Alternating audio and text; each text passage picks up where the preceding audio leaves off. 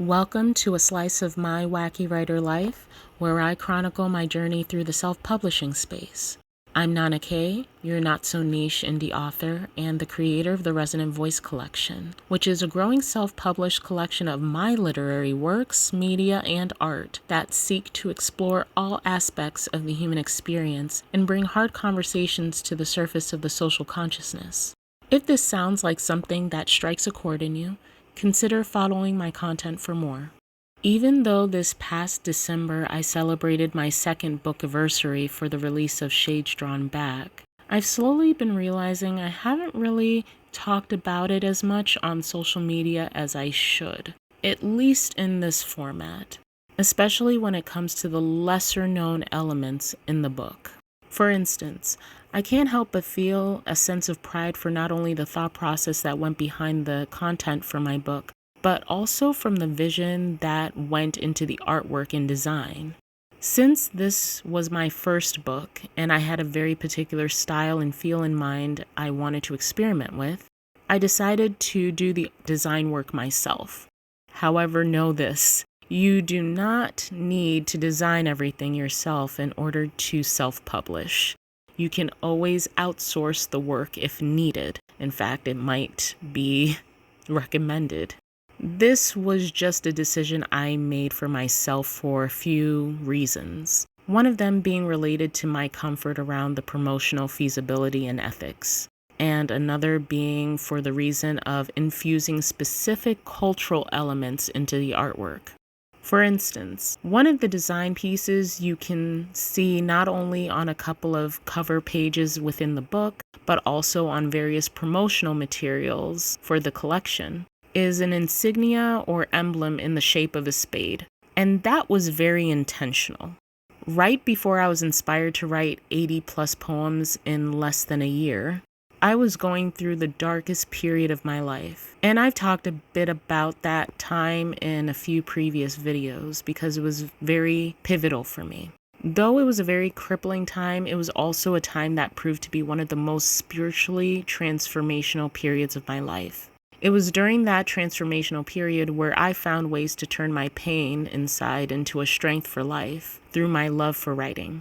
By the time I decided to put a formal collection of my work together, I came to the decision that I wanted to create a collection which celebrated that message of turning pain into strength and offered reminders of this transformational part of the human experience.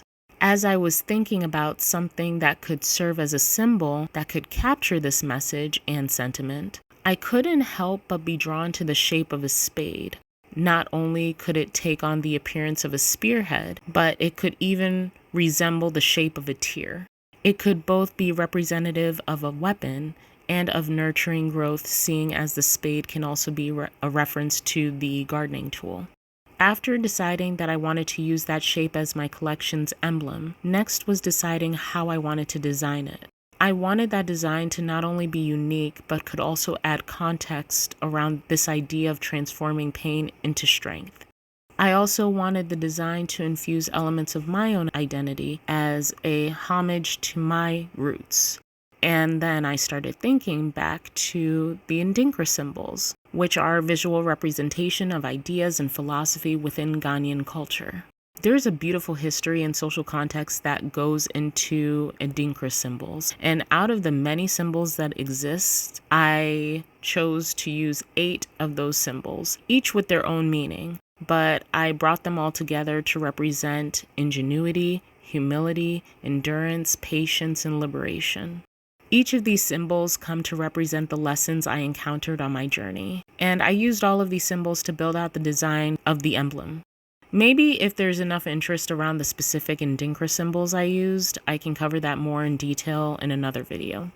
The final piece that would go ahead to tie everything together is a mantra or saying that could bring clarity to the emblem. This was mainly because I recognized there was quite a bit of meaning behind it, and it was relying on very niche forms of representation. Although my hope is that as more of my audience sees the emblem and begins to associate it with the meaning behind it, the words won't always be needed to give it life.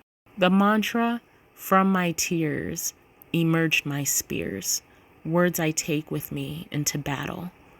had a poetic quality to it, which is definitely on brand for me.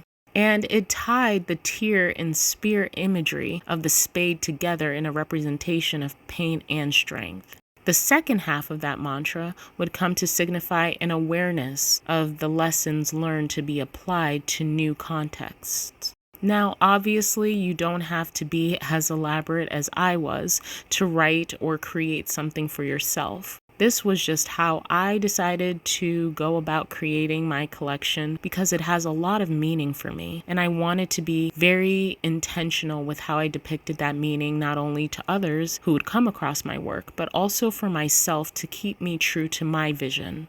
Hopefully you learned a little bit more about me and my collection in this episode. Thanks for sticking around this long in the video and for all of the support. For all the writers, artists, and creators out there exploring their voice, I look forward to coming across your works in many of its wonderful forms and look forward to cheering you on your own journey of transformation.